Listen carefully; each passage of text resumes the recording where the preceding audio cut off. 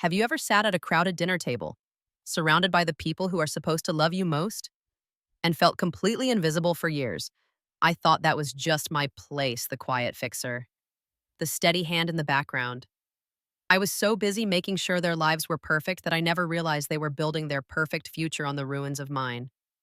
They counted on me to be the silent one, the one who would just accept it. They never imagined that my silence wasn't acceptance, that it was preparation. And on my wedding day, they were about to find out just how loud my absence could be. If they've ever acted like you weren't there until your absence echoed louder than presence, share your story.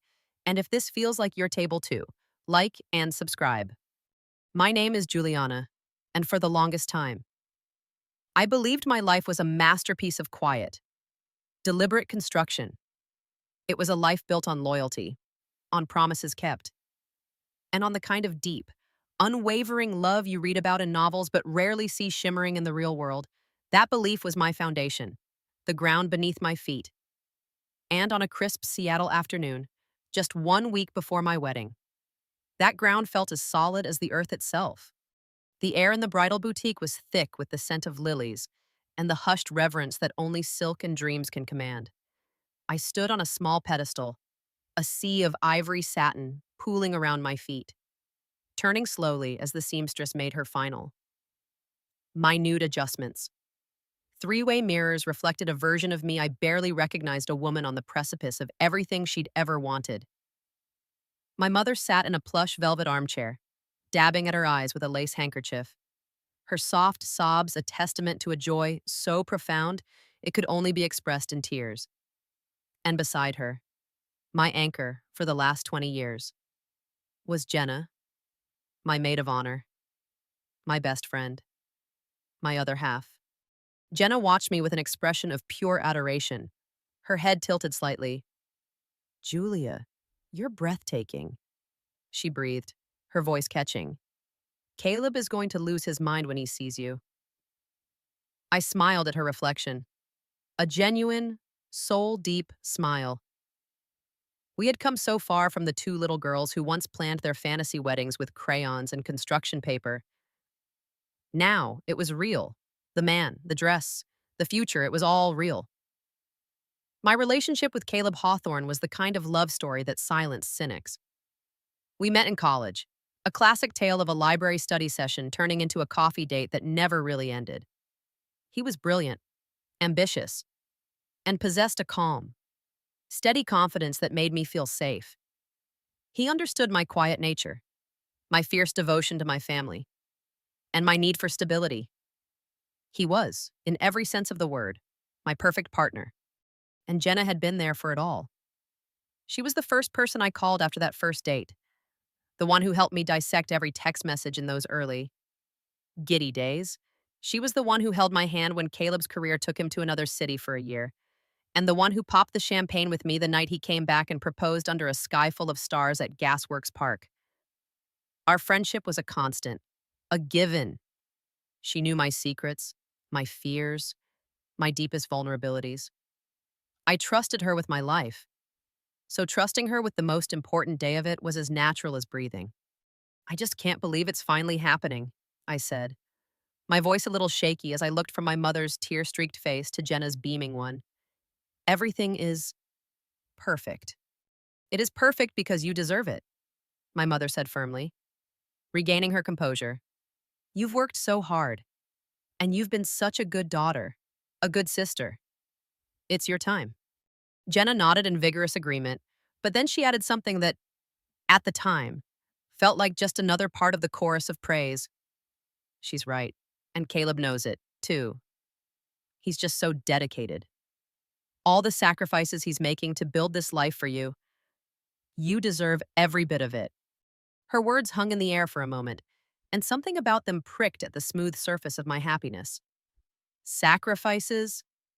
It was a strange choice of word, and from my perspective, Caleb and I were building our life together, a partnership of equals. His work at the investment firm was demanding. Yes, but he was thriving. We were both financially comfortable, planning a future without the strain of debt that burdened so many of our peers. What sacrifices was she talking about, I almost asked. But the seamstress chose that moment to declare her work complete, and the spell was broken. My mother surged forward to hug me. Jenna was close behind. And the strange, discordant note was lost in the swell of happy commotion. I dismissed it as nothing, a clumsy phrase in an emotional moment. It was only later, in the quiet of my own home, that the word would return, echoing in the silence like a stone dropped into a still well. The lingering euphoria of the dress fitting carried me through the rest of the day. But as evening settled over the city, casting long shadows across my apartment, the silence began to feel heavy. Caleb was out for a celebratory dinner with his groomsmen, and the profound quiet of the space we shared felt less like peace and more like an absence. It was in that quiet that Jenna's word came back to me. Sacrifices. It was probably nothing. Still, a faint, nameless anxiety began to stir in my chest. To soothe it, I turned to the one thing that always made me feel grounded and in control: our finances. I wasn't worried about money, but I was meticulous. I handled our joint accounts and our separate savings with the same care I applied to my work as an archivist, ensuring every detail was cataloged and correct. My most important responsibility, however, was a trust account set up for my younger brother, Alex. He was born with a congenital heart defect, a condition that required constant monitoring and the looming possibility of another major surgery in the future. For years, I had carefully managed the fund our parents had started, adding to it diligently from my own savings. It was more than an account. It was Alex's safety net, a tangible promise that no matter what happened, his health would always be protected. Caleb knew how sacred that fund was to me. He had always admired my devotion to Alex, calling it one of the things he loved most about me. I opened my laptop, navigating to the bank's portal with practiced ease. I just wanted to see the familiar balance, to reassure myself that this one, crucial part of our lives was secure. The page loaded. I entered the account details, my eyes scanning for the six-figure sum that represented years of careful planning and protection. But the number that appeared on the screen was wrong. It was devastatingly wrong. Nearly half of the money was gone. For a long moment, I simply stared, unable to process what I was seeing. A cold, sickening dread washed over me. So intense it felt like I was drowning. This had to be a mistake, a bank error, a glitch in the system. I refreshed the page. The number remained the same. I refreshed it again, my heart hammering against my ribs. Still the same. Panic, sharp and acidic, began to rise in my throat. I clicked on the transaction history, my hands shaking so badly I could barely control the mouse. And there it was. A single, massive wire transfer, dated 2 weeks prior, to an investment holdings company I had never heard of. My first thought was fraud. Someone had hacked the account. But the security protocols were multi-layered. A transfer that large would have required multiple verifications, confirmations sent to my phone and email. I checked. Scrolling back through my messages with frantic energy, there was nothing. No alerts, no warnings, which meant the transfer had been authorized by someone with full access. There were only two such people, me and Caleb. I snatched my phone, my fingers fumbling as I dialed his number. He answered on the second ring, his voice warm and boisterous, background noise from the restaurant nearly drowning him out. "Hey, my beautiful bride-to-be. Missing me already?" I couldn't form a complete sentence. Caleb, the money, Alex's account, it's gone. His cheerful tone vanished, replaced by a note of concern. "Whoa, slow down. Julia, what are you talking about? What money is gone?" "Half of it," I choked out, the words feeling like shards of glass. "Someone transferred it, a huge amount, to some investment company." There was a pause on his end, and in that brief silence, my mind raced through 1,000 terrifying possibilities. But when he spoke again, his voice wasn't panicked, it was excited. "Oh, you saw it. Damn, I was hoping it would be a surprise for after the wedding." "Honey, you weren't supposed to see that yet." I was completely bewildered. A surprise, Caleb. What are you talking about? This is Alex's medical fund. Like, it's not for surprises. Of course it is. My love, he said, his voice smooth and reassuring. The voice of a man who could calm volatile markets and anxious clients with a single sentence. It's the ultimate surprise. I found an incredible opportunity, a pre-IPO stock in a biotech firm, and it's a sure thing. Julia, the kind of investment that comes along once in a decade. I moved the capital to secure our position, and the returns are going to be astronomical. I was going to present you with a new portfolio on our honeymoon that would have more than doubled Alex's fund. It was my wedding gift to you, to him, to us. His explanation was so confident, so detailed. It almost made sense. He wasn't a thief. He was a provider, a brilliant financier making a grand gesture of love. But he had taken Alex's safety net, our family's most sacred trust, and thrown it into a gamble without a word to me. He had made a decision about my brother's future, my family's security, on his own. You, you should have told me. Caleb, I whispered, the cold dread in my stomach not receding, but hardening into a knot of ice. And spoil the best surprise of your life. He laughed, a warm, loving sound that suddenly felt hollow. Where's the romance in that? Trust me. Julia, this is what I do. I build futures, and I am building the most incredible one for us, now. Stop worrying about boring bank statements and start dreaming about our honeymoon in Italy. I love you. I love you too, I said automatically, the words tasting like ash in my mouth. We hung up, and I was left in the silent apartment, the glow of the laptop screen illuminating the single. Devastating transaction.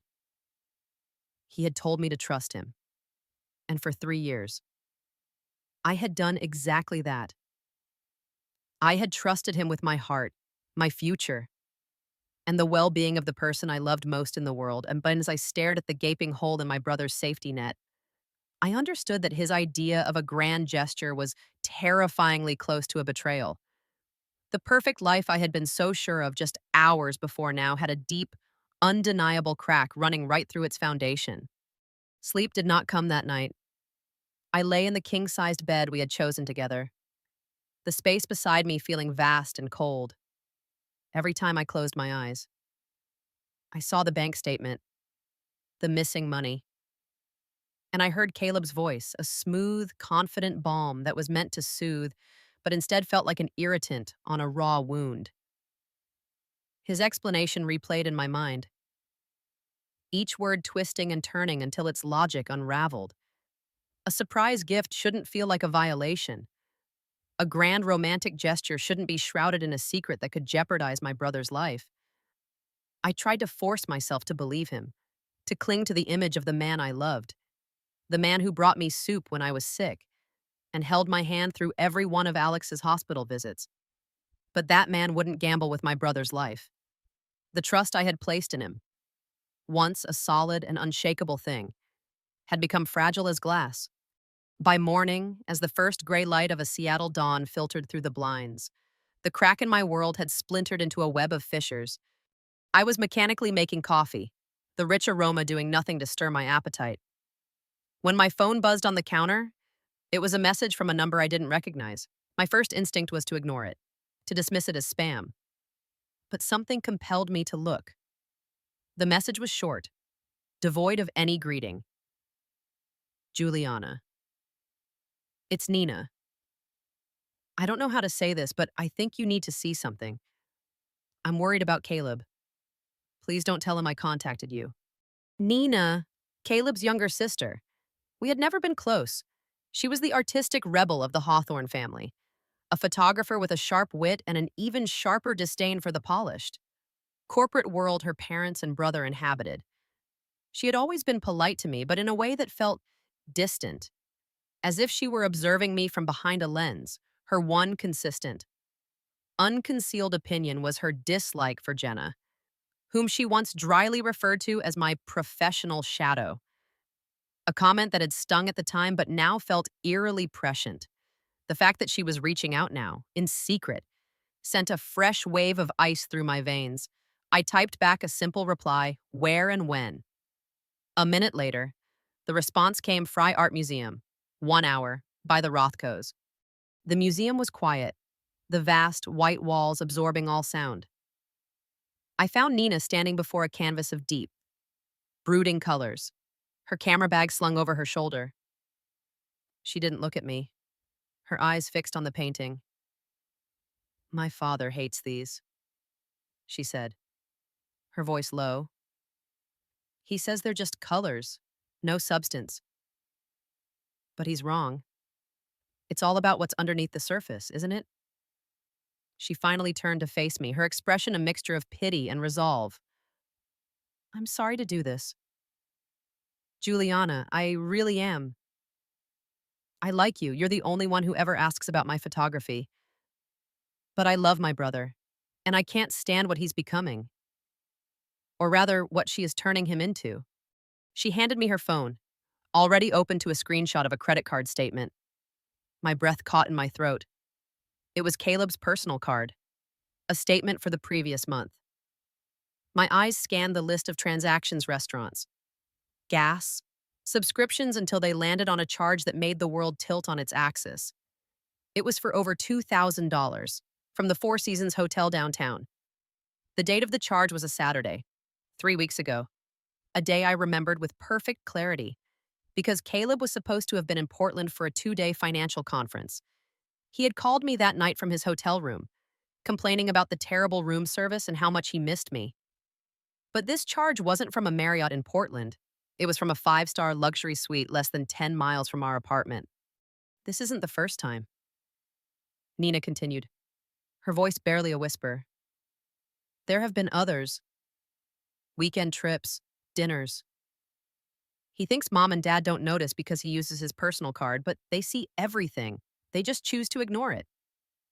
Protecting the Hawthorne name is more important than protecting people. She took a deep breath. He has a backup drive, an external one he uses for his personal projects. He keeps it in his office at home.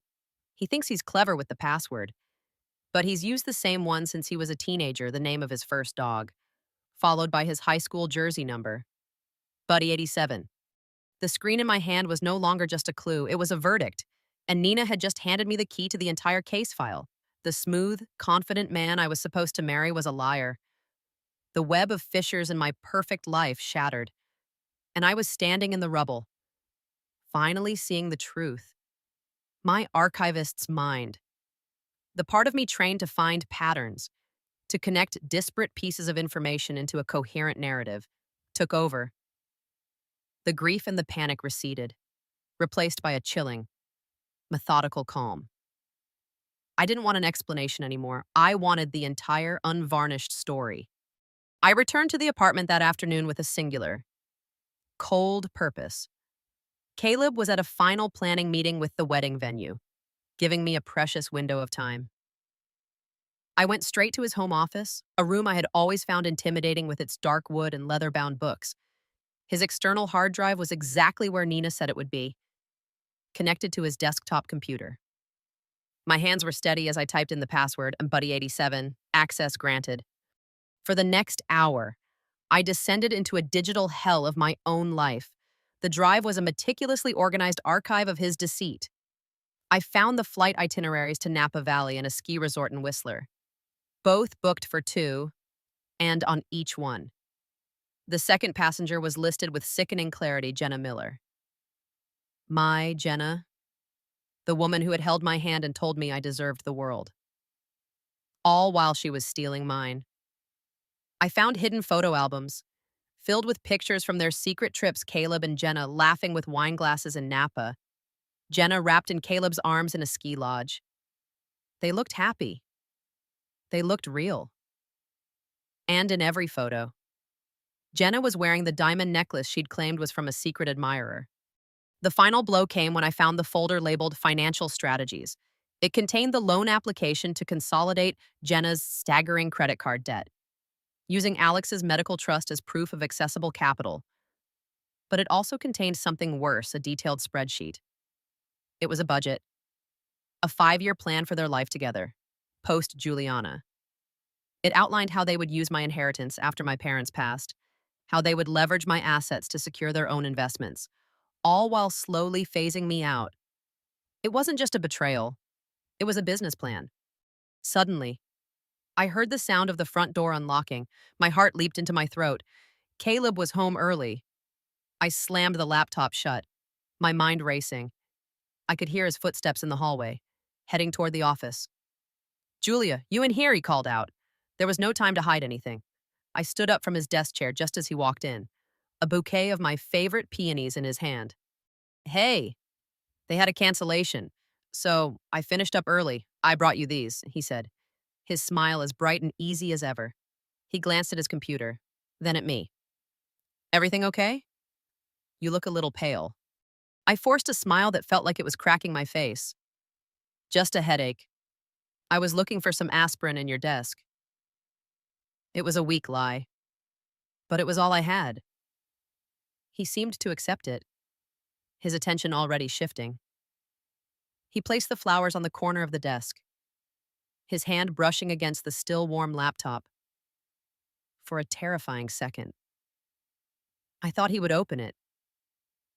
Instead, he wrapped his arms around me, pulling me into a hug. "You need to relax," he murmured into my hair. "Too much wedding stress.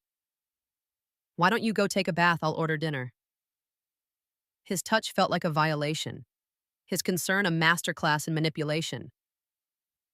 I nodded, extricated myself from his embrace, and walked out of the room on legs that felt like they might give way at any moment. Later that evening, after I had feigned sleep, I crept back into the office. The digital evidence was damning, but my archivist's instinct told me there was more. People like Caleb, people who curated their lives so carefully, often kept physical trophies. I started searching his closet, and behind a row of perfectly pressed suits, I found a small wooden box. It wasn't a box of our memories. It was theirs. Inside, nestled on a bed of black velvet, were the tangible artifacts of their affair. A ticket stub from a concert he told me he attended with a client, a dried rose from the Four Seasons, a book of matches from a romantic restaurant in Napa, and underneath it all, the item that shattered the last piece of my heart. It was a piece of paper, a printout of the initial design for my engagement ring from the jeweler, but scribbled in the margins, in Jenna's familiar, looping handwriting, were notes. "Make the diamond slightly larger, she won't know the difference in clarity. The band should be simpler, more classic. It will look better on my hand later." She hadn't just been his lover. She had been his co-conspirator in designing the very symbol of his commitment to me, all with the intention of one day claiming it for herself. The love story I had cherished was a lie. The friendship I had built my life around was a lie. And the man I was about to marry wasn't my partner, he was my predator. Kneeling on the floor of his closet, surrounded by the scent of his cologne and the tangible proof of his treachery, something inside me shifted. The Juliana who cried, who hoped, who would have forgiven, she died in that moment. The pain that had been a roaring fire in my chest for days did not extinguish.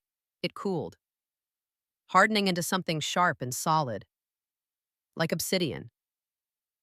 It was a strange, physical sensation, a coldness that started in my gut and spread through my veins until my fingertips felt numb. The world, which had been a blur of grief, sharpened into hyper-focus. I saw with perfect clarity every memory I had with them, now tainted and recontextualized. A montage of lies played in my mind, Jenna's comforting hugs the day my grandmother passed, now feeling like the embrace of a viper. Caleb's promises of a future, now sounding like lines from a well-rehearsed script. There were no more tears left to cry. There was only a cold, clear purpose. They had written a story in which I was the tragic, oblivious victim. I decided then and there that I would write the ending, and it would not be a tragedy. It would be a reckoning. I considered my options, my mind working with a clarity that felt almost alien. I could confront them now, have a screaming match that would end with thrown objects and a broken engagement. But that felt too easy. too private. It would give them the satisfaction of a fight, the drama they secretly craved, and allow them to control the narrative. Painting me as hysterical, as the crazy ex-fiancé? No. Their betrayal was calculated and public in its eventual intent. My response had to be the same. They wanted a stage, and I would give them one bigger and brighter than they could ever have imagined. But I was still missing the final piece of their plot, the timing. Why go to such elaborate lengths to maintain the facade? Why not just break up with me? The answer, I suspected, was also in the digital labyrinth he had so carefully constructed. I needed to understand their endgame. I returned to the hard drive, my search now more targeted. I wasn't looking for past transgressions, but for future plans. I scanned their recent emails, their calendar appointments, looking for the catalyst, and then I found it. It was an email from Caleb to Jenna, sent just last week. The subject line was simple, the final piece. My hands trembled as I opened it. It wasn't a long message. It was a forwarded email from a women's health clinic, an appointment confirmation for a first trimester ultrasound. Under the name Jenna Miller. Attached was a scanned copy of a doctor's note, confirming her pregnancy and estimating a due date. This was it. This was their ace in the hole. Their checkmate move. The plan became horrifyingly clear. They would let me walk down the aisle. They would let me stand before my family and friends, full of hope and love. And then, at the most public and humiliating moment possible, Jenna would reveal her pregnancy, painting herself as a reluctant homewrecker and me as the woman who had to be cast aside for the sake of an unborn child. They weren't just going to leave me, they were going to erase me, replacing my role in the story with their own twisted version of a tragic romance. I leaned back in the chair, the cold leather a stark contrast to the fire now burning in my veins. They had underestimated me. They saw me as quiet, as accommodating, as someone who would crumble under the weight of public shame. They had mistaken my kindness for weakness. That was a mistake they would only make once. For the next 3 days, I became a ghost in my own life. I went to the rehearsal dinner, smiling at the toasts and accepting well wishes with a serene grace that seemed to reassure everyone. I laughed with Jenna as she fussed over my hair and makeup, playing the part of the devoted best friend. All the while, my mind was working, my archivist skills honed to a razor's edge. Every piece of evidence I had found, every email, every bank statement, every photograph, every itinerary was downloaded, duplicated, and organized onto a new encrypted hard drive. I created folders: financial fraud, timeline of deceit, conspiracy to defraud, and I made 3 copies, storing one in a bank safe deposit box, sending one to a trusted lawyer friend with instructions to open it only if she didn't hear from me by a certain date, and keeping the third on a small USB drive that I hid in a secret pocket of my wedding bouquet. I was no longer just a victim collecting proof of my pain. I was a prosecutor building an airtight case. The night before the wedding, I was staying at my parents' house, a tradition meant to be filled with nervous excitement and happy anticipation. My mother had made my favorite tea, and my father kept pacing the living room, practicing his speech. I was sitting in the window seat of my childhood bedroom, looking out at the quiet suburban street, when the headlights of an unfamiliar black sedan swept across the lawn. A moment later, the doorbell rang. My mother answered it, and I heard a voice, smooth and imperious, that I recognized instantly: Meredith Hawthorne. She swept into the living room like a queen visiting the provinces, dressed in a Chanel suit that probably cost more than my first car. She dismissed my parents with a polite but firm nod, her eyes fixed on me.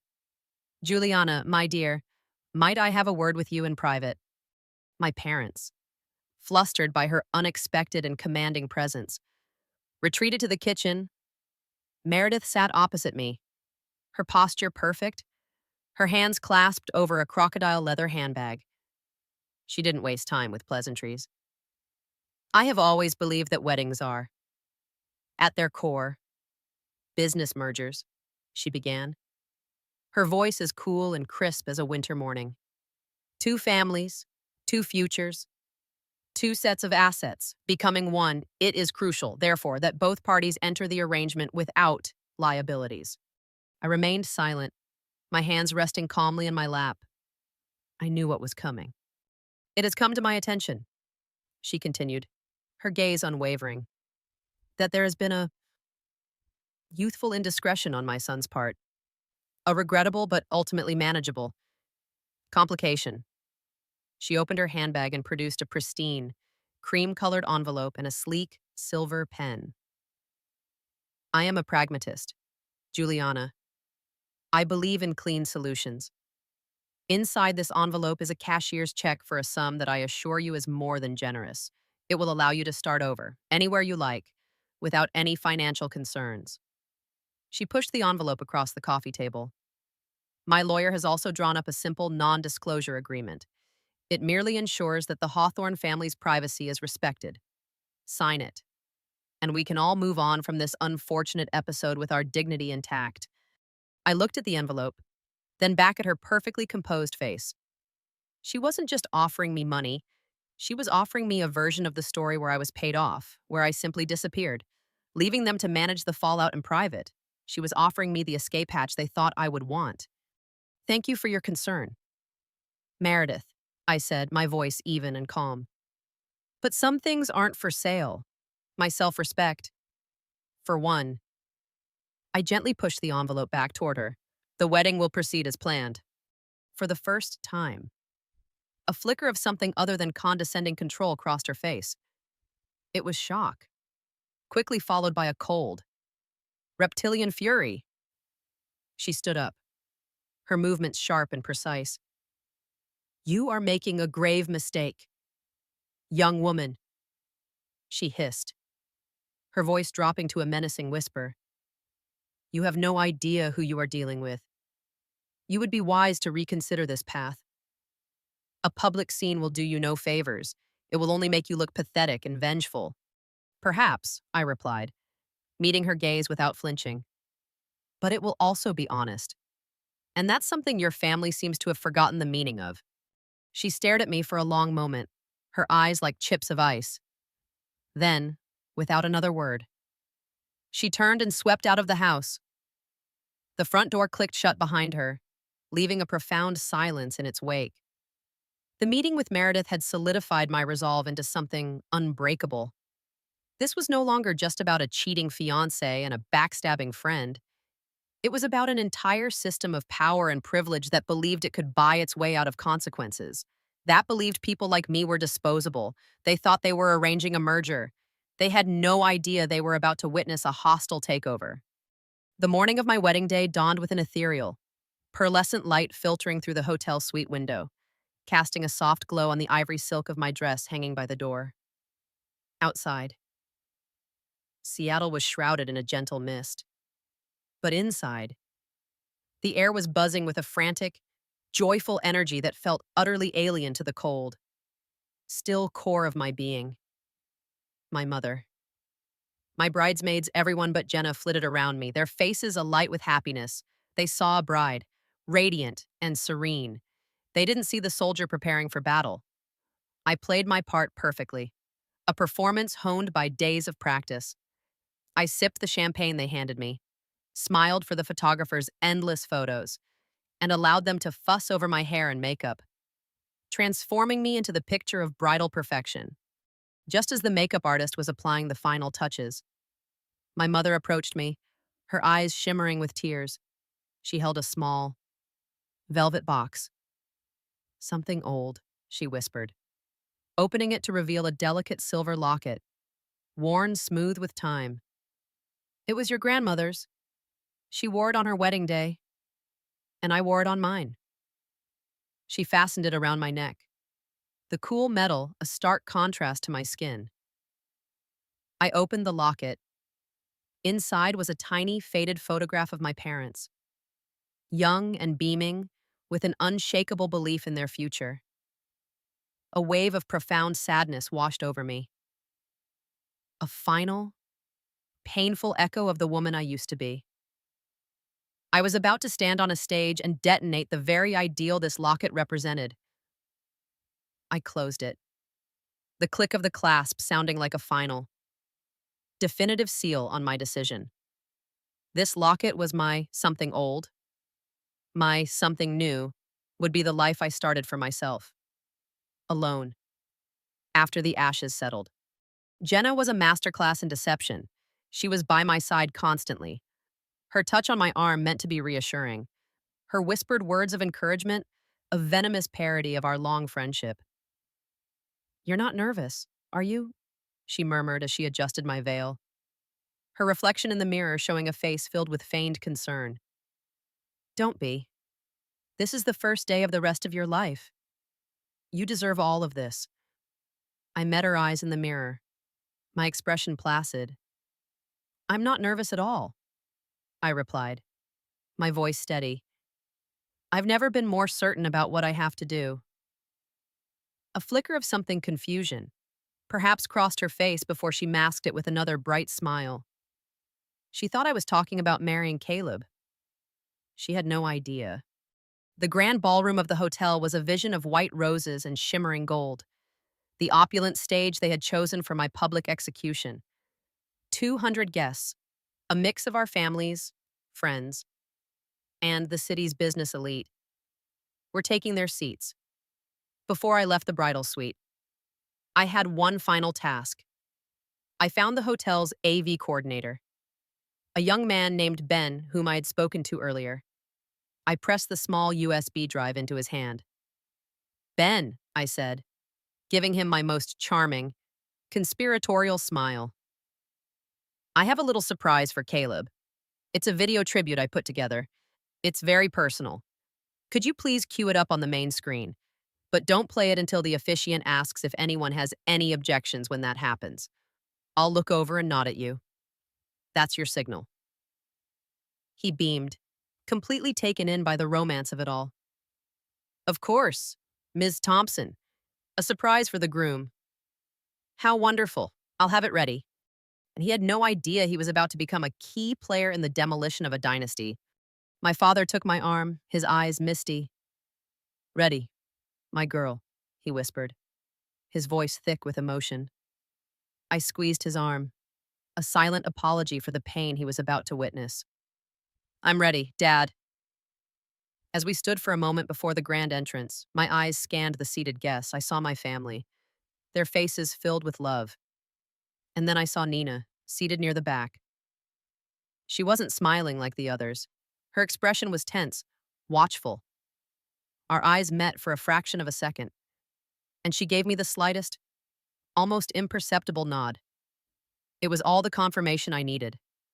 A silent salute from one woman who knew the truth to another who was about to reveal it. The heavy ballroom doors swung open, and the string quartet swelled into the opening notes of the wedding march. Every head turned, every face was smiling. And as I started my long walk down that white rose-strewn aisle, I felt the last vestiges of the old Juliana fall away. I wasn't walking toward my future, I was walking toward justice. At the end of the aisle, Caleb was waiting. He looked impossibly handsome in his custom tuxedo, his eyes locked on mine, a look of adoration on his face that was so perfectly crafted it almost made me sick. I saw him not as my love, but as a specimen, a predator in his finest camouflage. Beside him stood his groomsmen, and on my side, my bridesmaids. And at the front of the line, holding my bouquet, was Jenna, her eyes shining with unshed tears of manufactured joy. I reached the altar and placed my hand in Caleb's. His was warm and steady. Mine was ice cold. The ceremony began, the officiant's words washing over me like a distant tide. He spoke of love, of trust, of fidelity, and with every word, the resolve in my heart hardened. I could feel the weight of the USB drive in my bouquet, a tiny vessel of truth in a sea of lies. When it was Caleb's turn to say his vows, he looked deeply into my eyes. "Juliana," he began, his voice a familiar melody, the one that had lulled me to sleep and whispered promises in the dark. For a terrifying, treacherous moment, the cold obsidian in my heart seemed to crack. I saw the man from our first coffee date, the one who nervously tucked his hair behind his ear. I saw the man who held my hand at my grandmother's funeral and didn't let go. A wave of grief, raw and powerful, threatened to pull me under. Was I destroying the last good thing? The thought was a traitorous whisper, but then my fingers brushed against the cool silver of my grandmother's locket. I thought of Alex. I thought of his future, gambled away for a weekend in Napa. The grief vanished, replaced by a white-hot, clarifying anger. The man in front of me wasn't the man from my memories. He was an imposter wearing his face. I promise to be honest and faithful to you for all of my days, he was saying. As honest as your hidden hard drive and as faithful as you were in that suite at the Four Seasons. I thought, my face remaining a serene mask. I promise to protect you and our family, to cherish and to honor you. You mean protect the assets you plan to steal and honor the plan you made with my best friend to discard me? The rage was a cold, controlled burn inside me. We exchanged rings, our voices clear and steady as we recited the vows we had written together, vows that were now nothing more than a prelude to the main event. Finally, the moment came. The officiant smiled benevolently at the assembled guests. If there is anyone present who has just cause for why this couple should not be joined in holy matrimony, let them speak now or forever hold their peace. A beat of perfect, sacred silence. And then, a voice cut through it, sharp and clear. I do. Every head whipped around. Gasps rippled through the ballroom. Jenna stepped forward from the bridal line, her hand placed protectively over her stomach, her face a mask of tragic resolve. I'm sorry, she said, her voice carrying to every corner of the silent room, a performance for the ages. I can't let this happen. I can't live with this lie. She turned her tear-filled eyes to me. Juliana, I am so sorry, but you need to know the truth. She looked at Caleb, her expression one of pained love. Caleb and we're in love, and I'm pregnant with his child. The chaos was immediate and absolute. My mother let out a strangled cry, her hand flying to her mouth.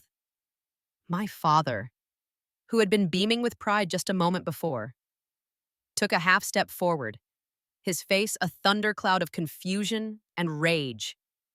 Across the aisle, Meredith Hawthorne's stoic facade remained perfectly in place, but I saw the tightening around her eyes not of surprise, but of grim, calculated acceptance. This was the complication she had tried to buy off. Caleb played his part, looking pale and horrified, reaching for my hand as if to comfort me. But I pulled away, while the room erupted in a symphony of shock. I felt a profound calm. I took a deliberate step forward, my satin shoes making no sound on the plush runner. I reached past the stunned officiant and took the wireless microphone from its stand on the lectern. The weight of it in my hand felt solid, real. It felt like power.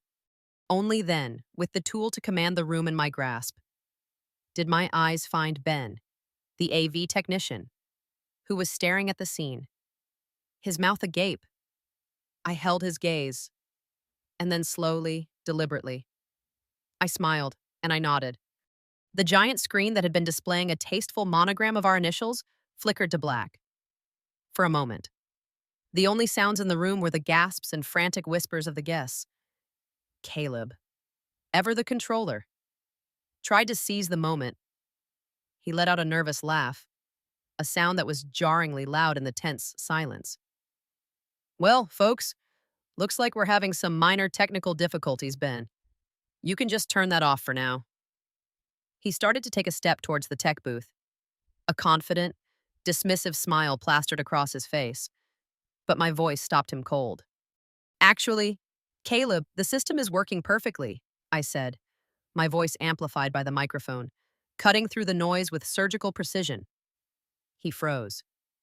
Turning back to me, Jenna's triumphant, tear-streaked face faltered, confusion replacing her feigned sorrow.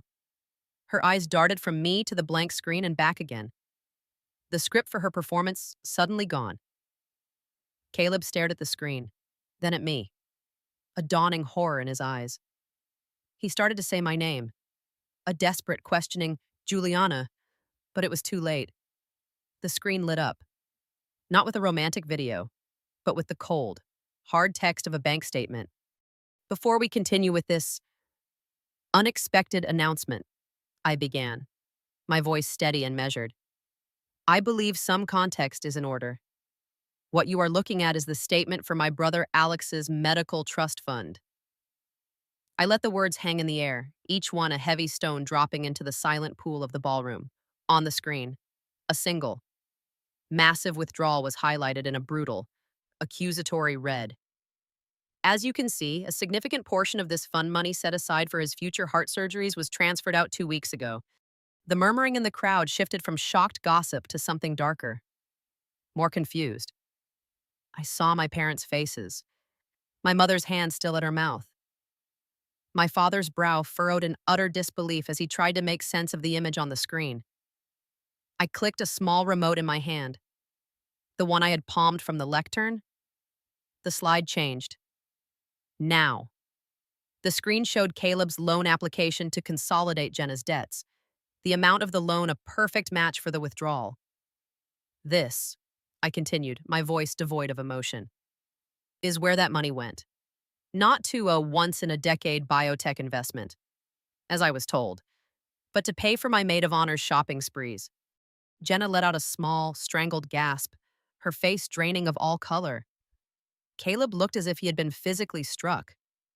He took a step toward me, his hand outstretched, his face a mask of pleading desperation. Juliana, don't. We can talk about this. This is a misunderstanding. We're past talking. Caleb, I said, my voice like ice as I clicked the remote again. A new slide appeared, a split screen. On one side, the e-receipt for a delicate diamond necklace. On the other, a photo from their secret trip to Whistler, with Jenna wearing that very necklace, smiling into the camera as Caleb kissed her cheek. We're at the show and tell portion of the evening. Click. Flight itineraries to Napa, with both their names clearly visible. Click. Hotel confirmations for the Puget Sound suite. Click. Romantic dinner reservations for 2 on nights I was working double shifts at the archive. With each click, a new piece of their secret life was laid bare for 200 people to see. The photos were the worst. Them. Laughing. Kissing. Living a life that was supposed to have been mine. All funded by money meant to save my brother. The room had gone dead silent. The only sound was the soft click of the remote in my hand. Jenna was no longer standing tall. She seemed to shrink, her hands dropping from her stomach as if she'd forgotten the role she was supposed to be playing. Caleb's father was now on his feet, his face apoplectic, staring at his son with utter contempt. But I saved the best for last. And now, for a special feature, I announced, a recording, so you can all hear the truth in their own words.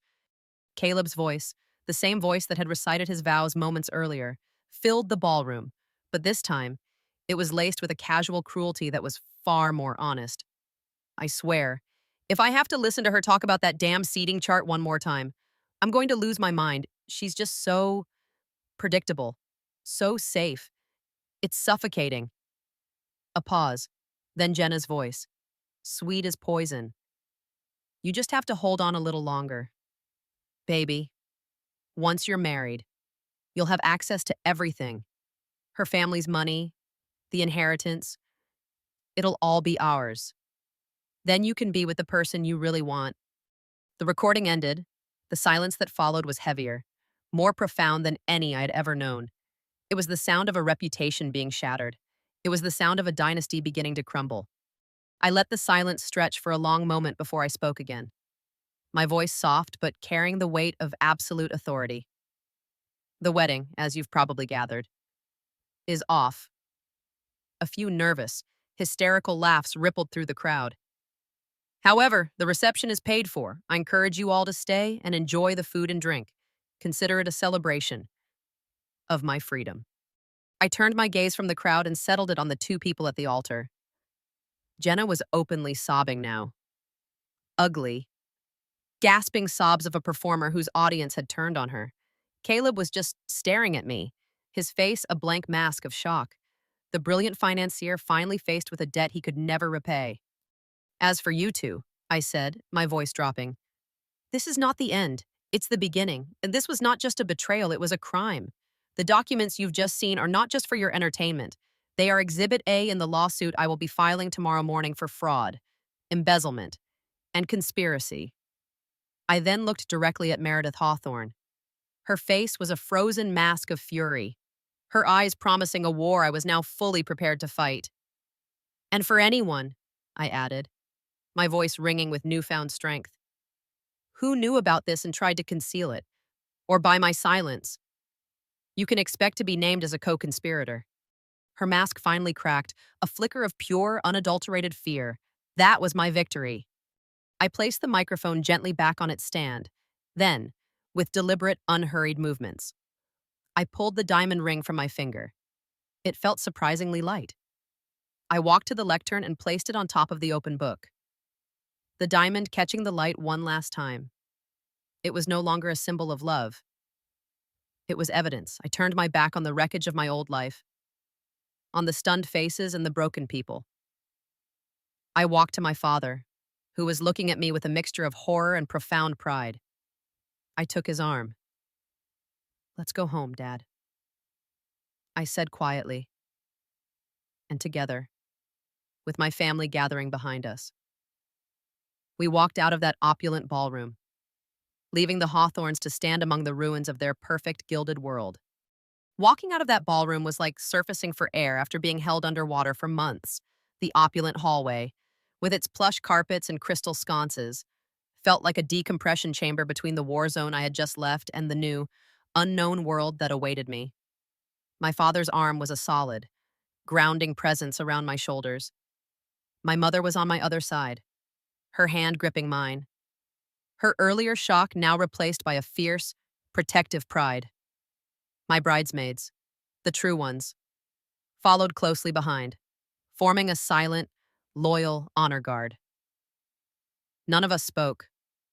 The only sounds were the rustle of my wedding dress, a costume from a life I would never live, and the distant, muffled chaos we had left in our wake. As we reached the Grand Hotel lobby, a new obstacle appeared. Jenna's parents, the Millers, who had been like a second set of parents to me my entire life, rushed towards us, their faces etched with confusion and panic. Juliana, what on earth happened? Mrs. Miller cried, her hands fluttering nervously. We heard Jenna say something, and then all that on the screen. It must be some horrible mistake. I stopped, turning to face them. Looking into their bewildered, hopeful eyes was one of the hardest things I had to do that day. It wasn't a mistake. Carol, I said, my voice gentle but firm. Everything you saw on that screen was the truth. Jenna and Caleb have been lying to all of us for a very long time. Our Jenna wouldn't do that, Mr. Miller insisted, his voice rising. She loves you like a sister, that man. Caleb. He must have manipulated her, twisted things. I held up a hand, a gesture that silenced him. The Juliana he knew would have deferred, would have tried to soften the blow. That Juliana was gone. He didn't manipulate her into co-signing a 5-year financial plan to exploit my family's assets. He didn't manipulate her into helping him steal from my brother's medical fund. They were partners. David. In everything. The finality in my tone left no room for argument. I saw the denial in their eyes crumble, replaced by a dawning, devastating understanding. It was a fresh wave of collateral damage, another layer of pain in a day already saturated with it. I felt a pang of pity for them, but my own survival had to come first. My father gently guided me away, leaving them to grapple with the truth about their daughter in the middle of the gilded hotel lobby. We didn't go to the reception hall. The thought of celebrating in a space tainted by the Hawthorns, a space chosen for a lie, was unbearable. Instead, my father, with a quiet authority I had always admired, directed us to a different location. It was a small, elegant restaurant overlooking the water, a place he had booked months ago for a private family brunch the day after the wedding. It was meant to be our first meal together as a newly expanded family. Now, it would be the site of our first meal in freedom. The restaurant was warm and intimate, the staff discreetly ushering our small, shell-shocked party to a private room with a long table and a panoramic view of Puget Sound. The fog from the morning had lifted, and the water glittered under the afternoon sun. As I sank into a chair, the weight of my dress, of the day, of the past few months, seemed to press down on me. For a long moment, we all just sat in silence, the shock finally beginning to register on our faces. It was Alex, my quiet, observant brother, who broke the spell. He slid into the chair beside me, his expression serious. He didn't say he was sorry. He didn't say he was proud. He simply placed a small, beautifully wrapped gift in front of me. Then I looked at him, confused. "I was going to give this to you and Caleb tomorrow," he said, his voice soft. "But I think it's just for you now." I carefully unwrapped it.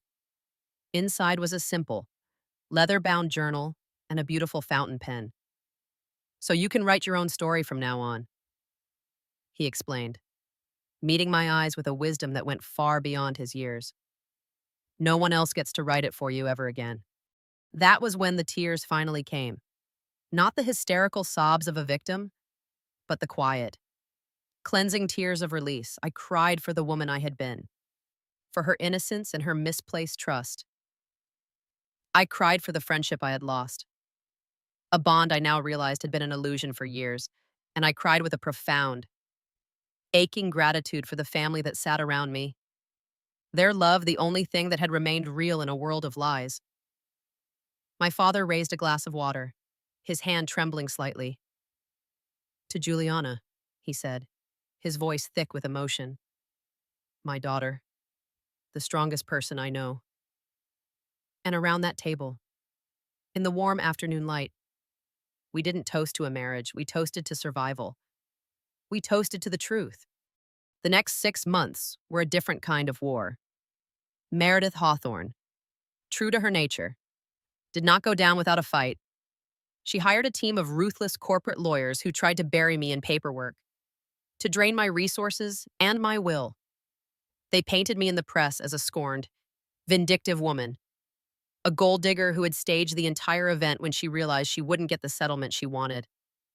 They tried to discredit Nina, leaking stories that portrayed her as an unstable, jealous sister who had always resented her successful brother.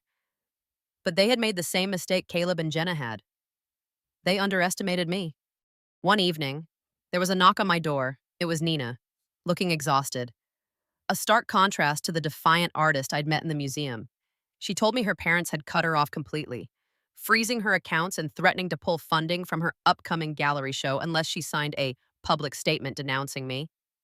"I told them to go to hell," she said, a flicker of her old fire in her eyes. "They don't get to own the truth just because they can afford better lawyers." We sat in my small living room, two women from different worlds, now united as outcasts from the same toxic system.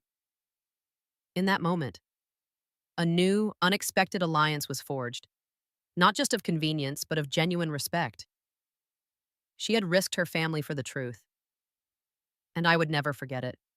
They expected me to be emotional, to be reactive. Instead, I was methodical. The archivist in me took over, with the help of the lawyer friend to whom I had sent the backup drive. I presented our case not as a messy domestic dispute, but as a clear-cut case of financial fraud. Every document was cataloged, every transaction traced, every lie cross-referenced with a piece of hard evidence. The 5-year plan spreadsheet, the loan application using Alex's trust as collateral. These were not the actions of a man having a simple affair. They were the cold, calculated steps of a con artist. The turning point came during the deposition. Caleb's lawyers tried to corner me, to twist my words. They asked me if I had been jealous of Jenna's close relationship with Caleb. "No," I replied calmly. "I encouraged it. I believed she was my sister in all but blood. My mistake was not jealousy, it was a profound, and perhaps naive, trust in the two people I loved most.